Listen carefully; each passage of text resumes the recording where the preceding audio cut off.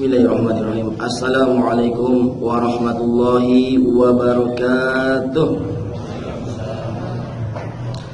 Innal hamdalillah nahmaduhu wa nasta'inuhu wa nastaghfiruh wa na'udzu billahi min shururi anfusina wa min sayyiati a'malina. Man yahdihillahu fala mudilla lahu wa man yudlilhu fala hadiyalah. وأشهد أن لا إله إلا الله وحده لا شريك له وأشهد أن محمدا عبده ورسوله لا نبي بعد ثم أما بعد يا أيها الناس أوصيكم وإياي بتقوى الله فقد فاز المتقون قال الله تعالى في القرآن العظيم أعوذ بالله من الشيطان الرجيم يا أيها الذين آمنوا اتقوا الله حق تقاته ولا تموتن إلا وأنتم مسلمون أما بعد فإن أصدق الحديث كتاب الله وخير الهدي هدي محمد صلى الله عليه وسلم وشر الأمور محدثاتها وكل محدثات بدعة وكل بدعة ضلالة وكل ضلالة في النار اللهم صل على محمد وعلى آله وصحبه ومن تبعهم بإحسان إلى يوم القيامة. Ma'asyiral muslimin, jamaah salat subuh rahimakumullah. Pertama-tama dan yang paling utama sekali, marilah sama-sama kita selalu memanjatkan puja dan puji syukur kita kehadirat ilahi Rabbi, zat yang maha sempurna, zat yang maha mulia, yang awal dan yang akhir. Dia tidak pernah lelah mengurusi makhluk-makhluknya. Dialah Allah subhanahu wa ta'ala. Mari kita bersyukur atas segala apa yang telah Dia berikan kepada kita, di antara lain berupa nikmat iman, nikmat Islam, nikmat sehat, serta nikmat kesempatan. Sehingga pagi hari ini semoga menjadi awal yang baik bagi kita semua untuk melanjutkan aktivitas kita pada hari-hari berikutnya. Alhamdulillah, pagi ini kita juga sudah melaksanakan kewajiban kita sebagai umat muslim, yaitu melaksanakan sholat subuh berjamaah. Amin ya rabbal alamin.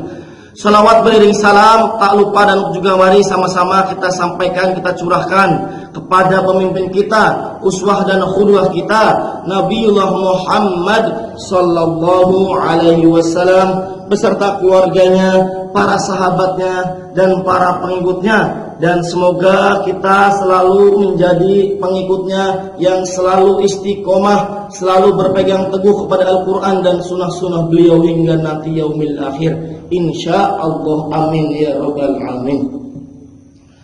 Ma'asyiral muslimin, jamaah salat subuh rahimakumullah, menindaklanjuti tausiah kemarin yang telah disampaikan oleh Ustaz Awang, bahwasannya pada bulan ini merupakan Rabiul Awal, bulan Hijriah, di mana banyak sekali kejadian-kejadian luar biasa yang berada di bulan tersebut. Antara lain salah satunya adalah kemarin sudah disampaikan oleh Ustaz Awang, hijrahnya Rasulullah dari kota Mekah ke Yastrib atau kota Madinah.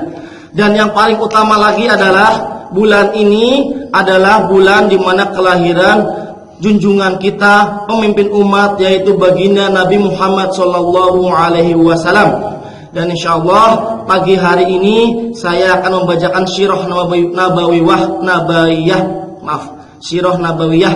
Insyaallah saya akan bacakan karya Syekh Syafiur Rahman Al-Mubarakfuri. Beliau adalah pengarang sirah nabawiyah yang juara nomor 1 di Saudi Arabia. Karena kenapa? Karena bulan ini merupakan bulan kelahiran Nabi Muhammad SAW. Untuk itu kita harusnya lebih mengetahui sejarah bagaimanakah perjuangan Rasulullah SAW memperjuangkan Islam dari zaman gelap gulita, zaman jahiliyah kuno di kota Mekah sampai dengan saat ini terang benderang kita diberikan kemudahan dalam menjalankan syariat Allah tersebut. Insyaallah semoga apa yang nanti saya sampaikan bermanfaat, khususnya untuk diri saya sendiri dan untuk jamaah sekalian.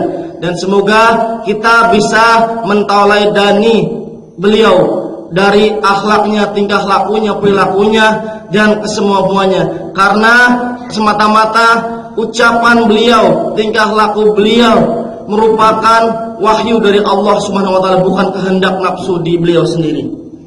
Baik jamaah rahimakumullah, akan saya bacakan sirah nabawiyah dari beliau, kelahiran beliau, terus tanda-tanda ciri-ciri kenabian beliau sampai beliau mendapatkan wahyu dari Jibril alaihissalam. Kelahiran Rasulullah Shallallahu Alaihi Wasallam lahir di tengah-tengah keluarga Bani Hashim di Mekah pada hari Senin pagi 12 Rabiul Awal, tahun pertama terjadinya peristiwa gajah atau disebut dengan tahun gajah, dan 40 tahun masa kekuasaan Kisra Anushirwan. Hal itu bertepatan dengan 20 atau 22 April 571 Masehi.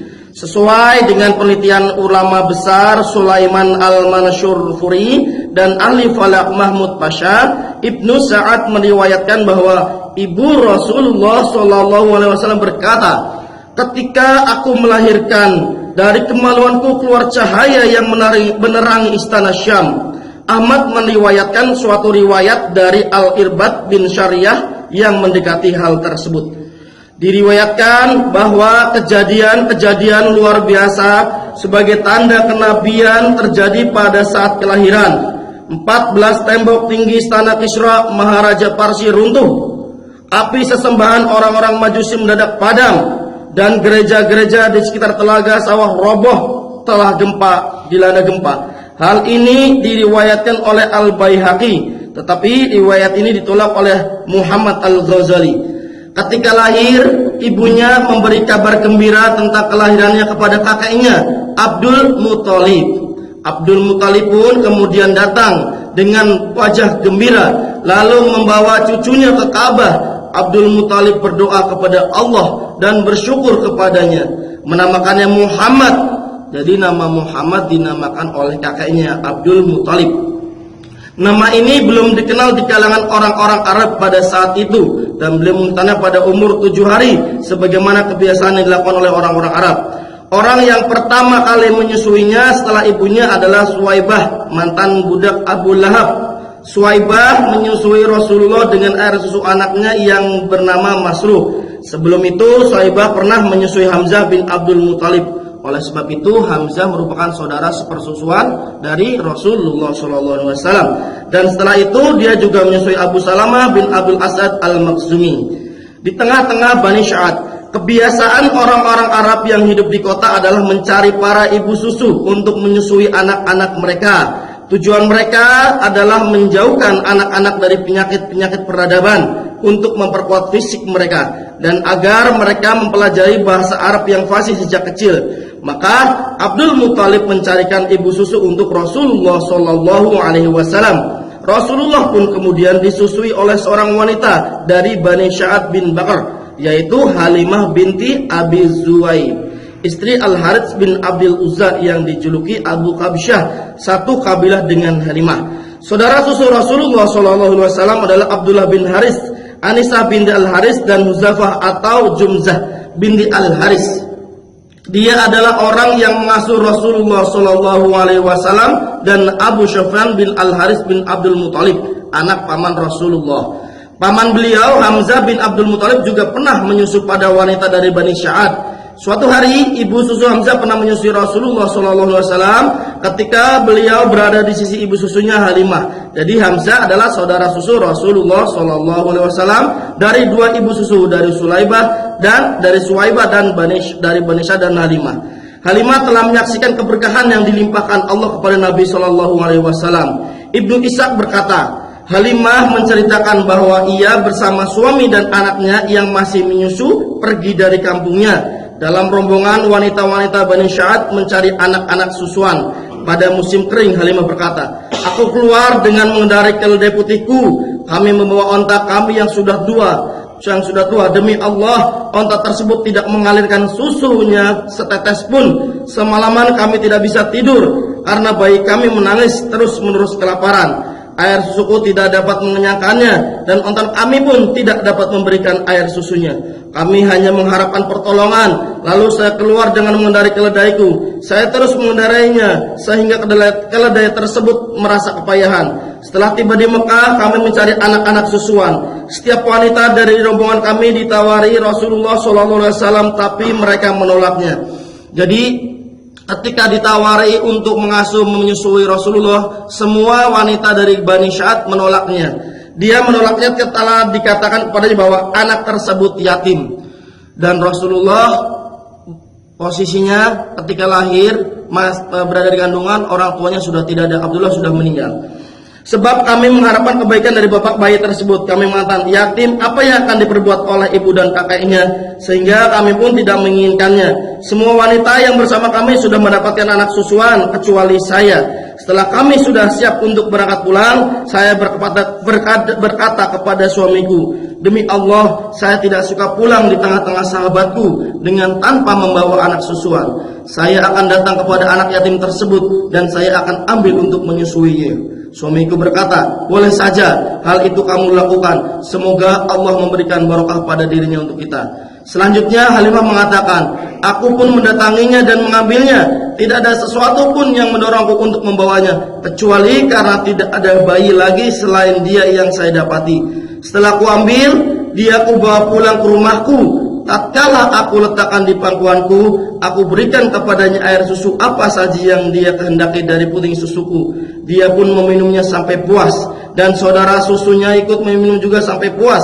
Kemudian keduanya tidur. Sebelum itu kami belum pernah tidur bersamanya. Suamiku kemudian mendatangi onta tua kami. Tiba-tiba air susunya penuh. Kemudian dia memerasnya, lalu meminumnya, dan saya pun ikut meminumnya sampai kami merasa puas dan kenyang. Kami pun tidur pada malam yang penuh barokah tersebut. Halimah melanjutkan, pada pagi harinya suamiku berkata, wahai Halimah, kamu telah mengambil manusia yang diberkati. Saya pun berkata, saya berharap semoga demikian. Kemudian kami berangkat lagi. Saya mengendarai keledai sambil menggendong bayi tersebut. Demi Allah, keledaiku berjalan cepat sekali mendahului teman-teman keledainya, sehingga mereka berkata, wahai anak Abi Zu'aib, tunggu kami, bukankah itu keledaimu yang biasa kamu naiki? Ya, ini adalah keledai yang biasa aku naiki, jawabku. Mereka mengatakan, demi Allah, ia telah memiliki kelebihan tersendiri.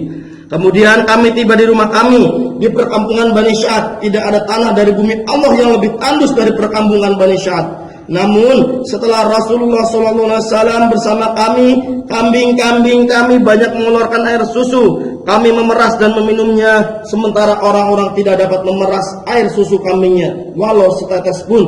Sehingga orang-orang yang hidupnya menetap di antara kaum kami mengatakan kepada penggembalanya, gembalakanlah di tempat anak Abu Zaid menggembala. Kambing-kambing mereka mulai mengeluarkan air susunya. Sementara kambing-kambing kami banyak mengeluarkan air susu, kami senantiasa memperoleh tambahan kebaikan dari Allah sampai Rasulullah berumur 2 tahun. Setelah berumur 2 tahun, saya menyapihnya. Meskipun umurnya 2 tahun, dia tidak seperti layaknya anak berumur 2 tahun. Pertumbuhannya lebih cepat daripada anak-anak yang lainnya. Kemudian dia kami bawa ke ibunya, sementara kami masih menginginkan untuk tetap tinggal bersama kami, karena kami melihat adanya keberkahan pada dirinya. Kami berbicara kepada ibunya, dan saya katakan kepadanya, saya meminta agar Anda tetap membiarkan anak ini hidup bersamaku, sebab saya khawatir dia terserang penyakit-penyakit yang ada di kota Mekah ini. Kami tetap berada di sisi ibunya sampai dia mengembalikan Rasulullah SAW bersama kami. Demikianlah Rasulullah SAW tetap tinggal di tengah-tengah Bani Sa'ad. Ketika berumur 4 atau 5 tahun, terjadilah peristiwa pembedahan dadanya. Imam Muslim meriwayatkan dari jalur Anas bahwa Rasulullah SAW didatangi oleh Jibril di saat beliau bersama anak-anak lainnya. Beliau dibawa pergi, lalu dibaringkan, dibelah dadanya dan dikeluarkan hatinya. Dari hati beliau diambil segumpal darah hitam. Kemudian Jibril berkata, inilah bagian syaitan yang ada dalam tubuhmu. Hati beliau lalu dicuci dengan air zam-zam dalam sebuah baskom emas, kemudian diletakkan kembali pada tempat semula, lalu dada beliau ditutup lagi. Sementara itu anak-anak yang bermain-main bersama beliau lari menemui ibu susunya, memberitahukan bahwa Muhammad SAW telah dibunuh orang. Semua anggota keluarga mendatanginya, dan mereka melihat Muhammad SAW dalam keadaan pucat tetapi masih hidup. Setelah terjadinya peristiwa tersebut, Halimah merasa khawatir terhadapnya sehingga beliau dikembalikan kepada ibu kandungnya. Beliau hidup bersama ibu kandungnya sampai berumur 6 tahun. Untuk mengenang suaminya yang sudah tiada, Aminah berniat menziarahi kuburnya suaminya di Yastrib. Dia pun pergi dari Mekah menempuh perjalanan sejauh 500 km bersama anaknya yatim Muhammad SAW, pembantunya Ummu Aiman dan mertuanya Abdul Muthalib. Di sana dia tinggal selama sebulan, kemudian pulang. Dalam perjalanan pulang, dia terserang suatu penyakit. Penyakit tersebut menjaranya ketika masih di awal perjalanan. Kemudian dia meninggal di Abuwa, antara Makkah dan Madinah. Jadi Rasulullah kehilangan bapaknya Abdullah ketika masih dalam kandungan, dan beliau kehilangan ibunya Aminah ketika berumur 6 tahun. Komplit sudah penderitaannya, menjadi yatim piatu. Kembali ke pangkuan kakeknya, Abdul Muthalib membawa beliau ke Mekah. Perasaan kasih sayang Abdul Muthalib tumbuh tertuju pada cucunya yang yatim, yang tertimpa musibah lagi karena kematian orang tuanya. Maka Abdul Muthalib lebih menyayanginya daripada anak-anaknya. Ibnu Hisham berkata, di bawah Ka'bah diletakkan sebuah sofa untuk Abdul Muthalib. Abdul Muthalib salah satu pembesar Quraisy dan sangat terpandang. Anak-anak duduk di sekitar sofa tersebut menantikan kedatangannya. Di antara anak-anaknya itu tidak ada seorang pun yang duduk di atas sofa tersebut karena menghormatinya. Namun Rasulullah SAW ketika itu masih anak-anak datang dan duduk di atas sofa. Maka dia pun dicegah oleh paman-pamannya karena menghormati Abdul Muthalib. Tetapi melihat tersebut, Abdul Muthalib berkata, biarkan anak ini atau cucuku ini. Demi Allah, sesungguhnya dia itu memiliki suatu kelebihan. Kemudian beliau duduk bersama Abdul Muthalib di atas sofanya, dan Abdul Muthalib mengusap-usap punggungnya dan merasa senang atas perbuatan yang dilakukannya. Ketika beliau berumur 8 tahun 2 bulan 10 hari, kakeknya Abdul Muthalib meninggal. Dan Abdul Muthalib meninggal dunia. Sebelum kematiannya, Abdul Muthalib sempat berpesan kepada paman dan saudara kandung bapaknya, yaitu Abu Thalib, untuk memeliharanya. Setelah kakeknya Abdul Muthalib meninggal, beliau dirawat dan dipelihara oleh Abu Thalib. Sesuai dengan pesan Abdul Muthalib, maka Abu Thalib bangkit mengurus keponakannya dengan sebaik-baiknya. Dia satukan keponakannya tersebut dengan anak-anaknya, bahkan lebih dia utamakan daripada anak-anaknya. Lebih dari 40 tahun Abu Thalib memuliakan dan melindungi beliau. Demi beliau, Abu Thalib menjalin persahabatan dan melakukan permusuhan dengan orang lain. Tentang hal ini akan dipaparkan pada bagian berikutnya. Ramalan atau pendeta Bahira. Tatkala Rasulullah SAW 12 tahun, dalam riwayat lain ketika berusia 12 tahun 2 bulan 10 hari, beliau diajak oleh Abu Thalib untuk pergi berdagang ke Syam. Setelah tiba di Basra, yaitu termasuk bagian dari Syam dan ibu kota Hauran, pada saat itu merupakan ibu kota negeri Arab yang berada di bawah pemerintahan Romawi. Mereka melewati seorang pendeta yang dikenal dengan nama Bahira, padahal nama aslinya sendiri adalah Jarjis. Setelah rombongan berhenti beristirahat, Bahira datang menemui mereka dan menyambut mereka seperti layaknya tamu. Sebelum itu, dia belum pernah menemui mereka, dan dia mengenal Rasulullah SAW melalui sifat-sifat beliau. Sambil memegang tangan beliau, Bahira berkata, "Ini adalah pemimpin seluruh alam. Ini akan diutus oleh Allah sebagai rahmat bagi seluruh alam." Abu Thalib bertanya, "Apa dasarmu mengatakan demikian?" Bahira berkata, "Ketika kalian turun dari bukit, seluruh batu dan pohon bersujud. Batu-batu dan pohon-pohon tersebut tidak akan sujud kecuali kepada seorang nabi. Saya pun mengenalnya melalui cap kenabian seperti buah apel yang terletak di tulang pundaknya, dan hal itu kami dapati di kitab-kitab kami." Jadi berita kedatangan atau ikhwal akan datangnya Nabi akhir zaman sudah ada sejak dulu. Buktinya ahli kitab Bahira tersebut mengatakan di kitabnya pun ada ramalan atau yang mengatakan bahwa akan adanya Nabi akhir zaman. Kemudian Bahira menyarankan kepada Abu Thalib untuk membawanya pulang dan tidak mengajaknya ke Syam karena khawatir dijahati oleh orang-orang Yahudi. Kemudian beliau dipulangkan ke Mekah bersama sebagian pembantunya. Perang Fijar, ketika Rasulullah SAW berumur 15 tahun terjadi perang Fijar antara Quraisy bersama Kinanah dan Qais Ailan. Panglima Quraisy dan Kinanah dalam peperangan tersebut adalah Harb bin Umayyah karena kedudukannya di tengah-tengah mereka. Pada awal siang kemenangan berada di pihak Qais, tetapi pada pertengahan hari kemenangan berada di pihak Kinanah. Perang tersebut dinamakan Perang Fijar karena melanggar kehormatan tanah suci dan bulan-bulan haram, Zulqa'dah, Zulhijjah, Muharram dan Rajab. Perang tersebut diikuti oleh Rasulullah SAW.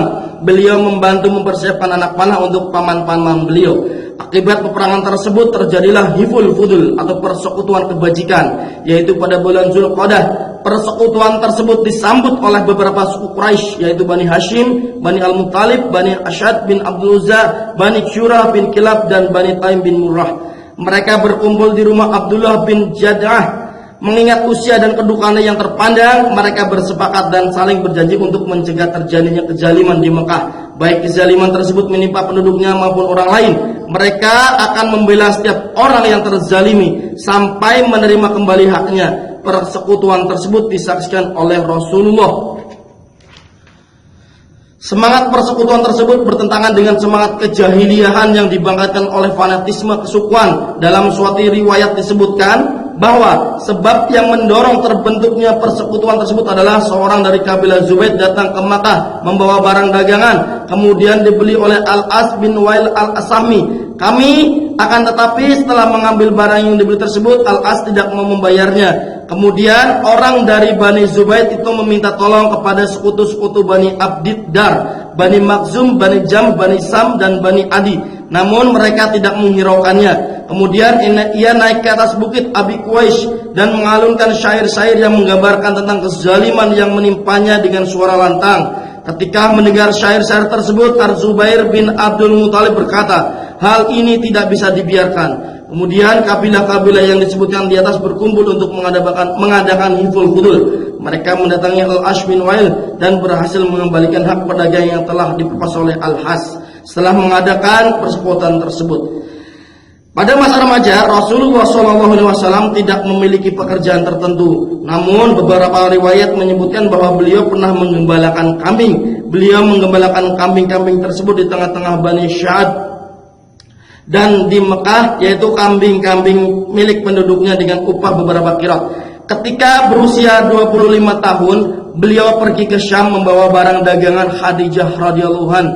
Ibnu Ishaq berkata, Khadijah binti Khuwailid adalah seorang wanita pedagang yang mulia dan kaya raya.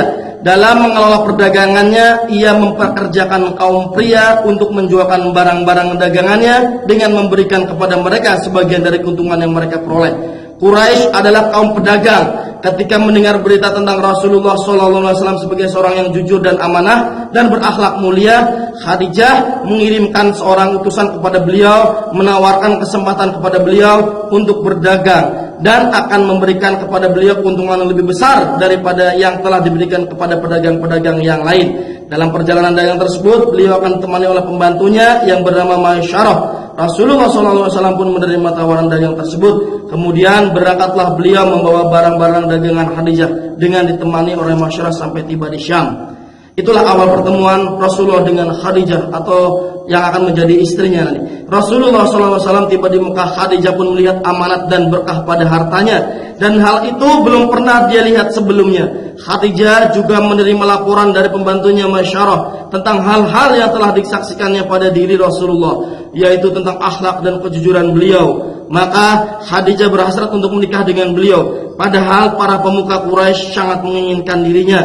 Namun dia tidak menghiraukan keinginan mereka. Khadijah menyampaikan isi hatinya kepada sahabat karibnya Nafisah binti Muniyah. Nafisah pergi menemui Rasulullah SAW untuk membuka jalan bagi beliau menikah dengan Khadijah. Beliau menyatakan sediaannya, kemudian memberitahukan hal itu kepada paman-pamannya. Kemudian mereka pergi menemui paman Khadijah untuk meminangnya. Setelah itu dilangsungkanlah perkawinan antara beliau dan Khadijah. Akad pernikahannya dihadiri oleh Bani Hashim dan pemuka-pemuka kabilah Mudlar. Pernikahan tersebut berlangsung 2 bulan setelah pulangan beliau dari Syam, dan mas kawinnya berupa 20 ekor unta. Jadi ketika Rasulullah SAW muda, beliau sangat kaya raya. Kalau zaman sekarang dibandingkan 1 ekor unta tersebut dengan sekarang seperti 1 buah mobil, mungkin seperti itu. Ketika itu Khadijah berusia 40 tahun dan di tengah-tengah kaumnya Khadijah termasuk wanita yang terbaik dari segi nazab. Ketika kekayaan dan pemikirannya, dia adalah wanita yang pertama kali dinikahi oleh Rasulullah, dan selama menikah dengan Khadijah, Rasulullah SAW tidak menikah dengan wanita lain. Semua anak Rasulullah SAW adalah hasil dari pernikahan dengan Khadijah kecuali Ibrahim. Anak pertamanya adalah Al-Qasim, sehingga Rasulullah SAW dijuluki Abul Qasim.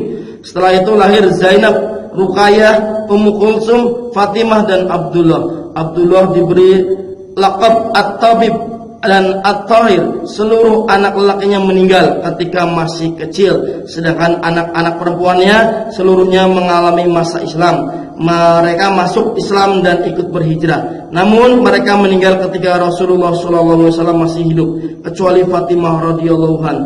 Fatimah meninggal 6 bulan setelah wafatnya Rasulullah SAW. Ketika Rasulullah SAW berusia 35 tahun, orang-orang Quraisy membangun Ka'bah. Sebab Ka'bah tadinya hanya tumpukan batu tingginya 9 hasta. Sejak masa Ismail, pada saat itu Ka'bah belum memiliki atap. Maka beberapa pencuri mengambil harta kekayaan yang ada di dalamnya. Di samping itu, Ka'bah sebagai pusaka purbakala semakin rapuh dimakan waktu, sehingga dinding-dindingnya banyak yang retak. 5 tahun sebelum diutusnya Rasulullah SAW, maka dilanda banjir besar dan mengendangi Ka'bah sehingga hampir runtuh. Maka orang-orang Quraisy berpendapat perlunya merenovasi Ka'bah untuk menjaga kedudukannya sebagai tempat suci. Mereka bersepakat bahwa yang boleh ikut membangun hanya orang-orang baik.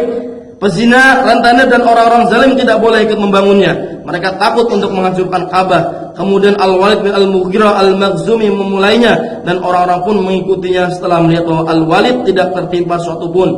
Penghancuran Ka'bah terus mereka lakukan sampai pada fondasi Ibrahim. Kemudian mereka dibagi-bagi tugas. Kabilah-kabilah masing-masing memiliki tugas khusus. Setiap kabilah mengumpulkan batu lalu memulai membangunnya dengan dipimpin oleh seorang arsitek Romawi yang bernama Bakum. Tatkala pembangunan itu sampai pada peletakan kembali Hajar Aswad, mereka berselisih siapa yang berhak meletakkannya di tempat semula. Perselisihan itu berlangsung selama 4 atau 5 hari, dan perselisihan itu memuncak hampir menimbulkan peperangan di tanah suci. Perselisihan itu berhasil diselesaikan setelah Umayyah bin Al-Mughirah Al-Makhzumi mengusulkan agar mencari penyelesaian dengan jalan menyerahkan keputusan atas persoalan yang diperselisihkannya itu kepada orang pertama yang akan mendatangi Ka'bah melalui pintu masjid, dan mereka menyetujuinya. Atas kehendak Allah, orang pertama yang masuk melalui pintu tersebut adalah Rasulullah SAW. Ketika mereka melihat beliau yang masuk, mereka mengatakan, inilah dia orang yang terpercaya, kami rela menerima keputusannya, inilah dia Muhammad. Muhammad kemudian meminta selai kain. Setelah dihamparkan, beliau mengambil Hajar Aswad lalu diletakkan di tengah-tengahnya. Beliau meminta kepada seluruh kepala kabilah-kabilah yang berselisih untuk memegang tepi kain tersebut dan mengangkat serta membawanya ke tempatnya. Setelah sampai di tempat, beliau sendirilah yang mengambil dan meletakkannya di tempatnya semula. Itulah penyelesaian yang bijaksana, dan mereka pun merasa puas dengan hal tersebut. Sejak muda Rasulullah SAW sudah punya pemikiran dan pertimbangan yang sangat luar biasa sekali. Jikalau ketika waktu itu penempatan Hajar Aswad tersebut tidak ditengahi oleh Rasulullah SAW, maka akan timbullah perang karena masing-masing kabilah menginginkan kehormatan tersebut. Pembangunan Ka'bah yang dilakukan oleh orang-orang Quraisy itu kurangan biaya, sehingga mereka mengurangi bagian sebelah utara sekitar 6 hasta. Bagian inilah yang dinamakan Al-Hijr. Mereka meninggikan pintunya dari permukaan tanah agar dimasuki oleh orang-orang yang berkepentingan saja. Setelah bangunan mencapai 15 hasta, mereka memberi atap di atas 6 tiang. Setelah selesai, Ka'bah menjadi bangunan berbentuk kubus. Tingginya kira-kira mencapai 15 meter dari tanah 10 meter. Dari tanah 10 meter. Hajar Aswad terletak pada ketinggian 1,5 meter dari tanah tempat tawaf. Panjang sisi yang ditempati pintu dan sisi yang berhadapan dengannya 12 meter, dan pintunya terletak 2 meter dari atas tanah. Di bagian bawahnya sebelah luar dipagari dengan ruas bangunan yang tingginya sekitar 0,25 meter dan lebarnya 0,30 meter dan dinamakan Syajarawan. Dan bangunan ini merupakan bagian dari dasar Ka'bah, namun orang-orang Quraisy meninggikannya. Sesungguhnya Nabi SAW telah menghimpun dalam kehidupannya berbagai keistimewaan yang dimiliki oleh berbagai tingkat manusia. Beliau adalah sosok manusia mulia yang memiliki pemikiran jernih dan pandangan yang lurus. Beliau telah meraih berbagai keberuntungan seperti kecerdasan, kejernihan pikiran, dan ketepatan sarana dan tujuan. Sikap diamnya yang lama beliau gunakan untuk berpikir. Otaknya yang berlian dan fitrahnya yang bersih beliau pergunakan untuk menelaah lembar-lembar kehidupan dan berbagai kondisi masyarakat. Beliau menjauhkan diri dari berbagai kufarat, kemudian bergaul dengan manusia atas dasar pemikiran yang jelas. Menyangkut persoalan yang tidak baik, beliau ikut berpartisipasi dalamnya. Dan apabila tidak demikian, beliau menghadirinya. Beliau tidak pernah meminum khamar, tidak pernah memakan daging binatang yang disembah atas nama berhala, tidak pernah menghadiri pesta-pesta yang diselenggarakan untuk berhala. Bahkan sejak masa perkembangannya, beliau menjauhi peribadatan-peribadatan yang batil tersebut, sehingga beliau membenci hal itu dan tidak tahan mendengar sumpah dengan menggunakan nama Lata dan Uzza. Ketika usia Rasulullah SAW hampir mencapai 40 tahun, sementara pengamatan yang senantiasa beliau lakukan telah menjadi jurang pemisah pemikiran yang lebar antara beliau dan kaumnya, maka beliau digemarkan oleh Allah untuk melakukan khalwat atau menyendiri. Dengan berbekal makanan, tepung, dan air, beliau pergi menyendiri ke Gua Hiro di Gunung An-Nur. Gua Hiro terletak sekitar 2 mil dari kota Mekah dan merupakan gua kecil yang panjangnya 4 hasta dan lebarnya 3/4 hasta. Beliau melakukan perbuatan tersebut pada bulan Ramadan. Beliau memberi makan orang-orang miskin yang datang kepadanya, menghabiskan waktunya untuk beribadah dan memikirkan hal-hal yang ada di sekitarnya berupa fenomena alam dan kekuatan besar yang ada di baliknya. Beliau tidak bisa tenang menyaksikan keyakinan syirik yang dianut oleh kaumnya. Berikut konsepsi-konsepsi yang lama. Namun di hadapan beliau tidak ada jalan yang jelas yang dapat menenteramkan jiwanya. Pilihan yang dilakukan oleh Rasulullah SAW untuk melakukan uzlah menyendiri tersebut merupakan bagian dari rekayasa Allah terhadap diri beliau untuk mempersiapkan dirinya menerima perkara besar. Uzlah merupakan suatu keharusan bagi jiwa yang diinginkan dapat memberikan pengaruh dalam realitas kehidupan manusia dan merubahnya menjadi bentuk lain, yakni memutuskan diri dari kesibukan dunia dan keinginan-keinginan kecil manusia yang menyibukkan kehidupannya. Demikianlah rekayasa Allah terhadap Muhammad SAW untuk mempersiapkan diri, memikul amanat besar, merubah wajah dunia dan merubah sejarah. Program uzlah ini Allah lakukan kepada Muhammad 3 tahun sebelum beliau memikul beban risalah. Uzlah itu beliau lakukan selama sebulan, memikirkan hal-hal gaib yang tersembunyi di balik kehidupan, sehingga datang waktunya interaksi dengan hal yang gaib tersebut tapi Allah mengizinkannya. Setelah usia Rasulullah SAW genap mencapai usia 40 tahun yang merupakan puncak kematangan usia, dikatakan bahwa Rasul diutus pada usia tersebut. Tampaklah tanda-tanda nubuah kepadanya. Dari balik ufuk kehidupan, tanda-tanda nubuah tersebut berupa mimpi yang benar, dan mimpi tersebut senantiasa datang seperti fajar yang terang di pagi hari dan berlangsung selama 6 bulan, sedangkan masa nubuahnya selama 23 tahun. Mimpi yang benar tersebut merupakan bagian dari 46 tanda kenabian. Pada bulan Ramadan di tahun kedua dari uzlah Rasulullah SAW di Gua Hiro, Allah berkehendak untuk melimpahkan rahmatnya kepada penduduk bumi, dan Allah memuliakan beliau dengan nubuah, dan Jibril datang kepada beliau membawa ayat-ayat Al-Quran. Setelah memperhatikan beberapa alasan dan dalil, kita dapat menetapkan hari tersebut yaitu jatuh pada hari Senin malam tanggal 21 Ramadan bertepatan dengan tanggal 10 Agustus 610 Masehi. Tepatnya usia Rasulullah SAW pada saat itu adalah 49 tahun Syamsiah, 3 bulan 20 hari. Tentang peristiwa turunnya wahyu tersebut dapat kita dengar dari penurutan Aisyah radhiyallahu anha berkata, wahyu yang diterima oleh Rasulullah SAW dimulai dengan suatu mimpi yang benar. Dalam mimpi itu beliau melihat cahaya terang laksana fajar menyingsing di pagi hari. Kemudian beliau digemarkan oleh Allah untuk melaksanakan khalwat di Gua Hiro, melakukan ibadah selama beberapa malam, kemudian pulang kepada keluarganya Khadijah untuk mengambil bekal. Demikianlah berulang kali hingga suatu saat beliau dikejutkan dengan datangnya kebenaran di dalam Gua Hiro. Seorang malaikat datang kepada beliau lalu berkata, bacalah. Beliau menjawab, aku tidak dapat membaca. Rasulullah SAW menceritakan lebih lanjut, malaikat itu lalu mendekati aku dan memelukku sehingga aku merasa lemah sekali. Kemudian aku dilepaskan. Ia berkata lagi, bacalah. Aku menjawab, aku tidak dapat membaca. Ia mendekati aku lagi dan mendekapku sehingga aku merasa tak berdaya sama sekali. Kemudian aku dilepaskan. Ia berkata lagi, bacalah. Aku menjawab, aku tidak dapat membaca. Untuk ketiga kalinya ia mendekati aku dan memelukku sehingga aku merasa lemas. Kemudian aku lepaskan selanjutnya berkata, bacalah dengan nama Rabbmu yang menciptakan. Dia telah menciptakan manusia dari segumpal tanah, segumpal darah. Bacalah, dan Rabbmu yang maha pemurah. Rasulullah SAW segera pulang dan dalam keadaan gemetar sekujur badannya menemui Khadijah binti Khuwailid lalu berkata, selimutilah aku, selimutilah aku, selimutilah aku. Kemudian beliau diselimuti hingga hilang rasa takutnya. Setelah itu beliau berkata pada Khadijah, wahai Khadijah, tahukah kamu apa yang terjadi padaku? Lalu beliau menceritakan apa yang baru dialaminya. Selanjutnya beliau berkata, aku sungguh khawatir terhadap diriku dari gangguan makhluk jin. Khadijah menjawab, tidak, bergembiralah. Demi Allah, Allah sama sekali tidak akan membuat Anda kecewa. Anda adalah seorang yang suka menyambung silaturahmi, membantu orang yang lemah, menolong orang yang sengsara, menghormati tamu dan membela orang yang berdiri atas kebenaran. Beberapa saat kemudian Khadijah mengajak Rasulullah SAW menemui Waraqah bin Naufal bin Asad bin Abdul Uzza, salah seorang anak paman Khadijah. Ia memeluk agama Nasrani. Ia dapat menulis dalam huruf Ibrani, bahkan pernah menulis bagian-bagian dari Injil dalam bahasa Ibrani. Ia seorang yang sudah lanjut usia dan telah kehilangan penglihatan. Khadijah bertanya kepadanya, wahai anak pamanku, dengarkanlah apa yang dikatakan oleh anak laki-laki saudaramu, yaitu Muhammad. Waraqah bertanya kepada Muhammad SAW, hai anak saudaraku, ada apa gerangan? Rasulullah SAW kemudian menceritakan apa yang dilihat dan dialami dalam gua Hira. Setelah mendengar keterangan Rasulullah SAW, Waraqah berkata, itu adalah malaikat yang pernah diutus Allah kepada Musa.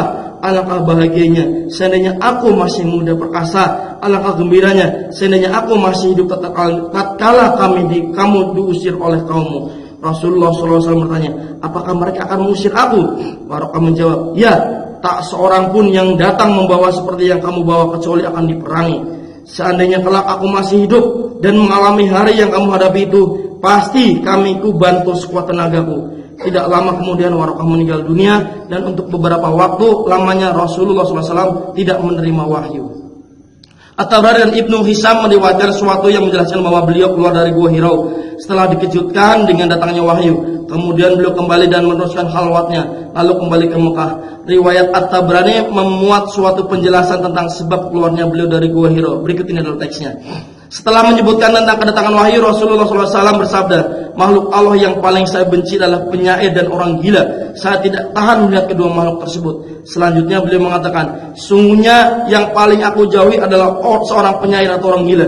Jika tidak, orang-orang Quraisy akan membicarakan hal tersebut pada diriku selamanya. Sungguh, aku ingin pergi ke puncak gunung, lalu bunuh diri dengan menjatuhkan diri dari puncak tersebut. Beliau melanjutkan, aku pun keluar ingin melakukan hal tersebut. Setelah sampai di pertengahan gunung, aku mendengar suara dari langit mengatakan, wahai Muhammad, engkau adalah Rasulullah dan saya adalah Jibril. Aku pun melihat ke langit, tiba-tiba terlihat Jibril dalam seorang laki-laki menjulurkan kedua kakinya ke ufuk.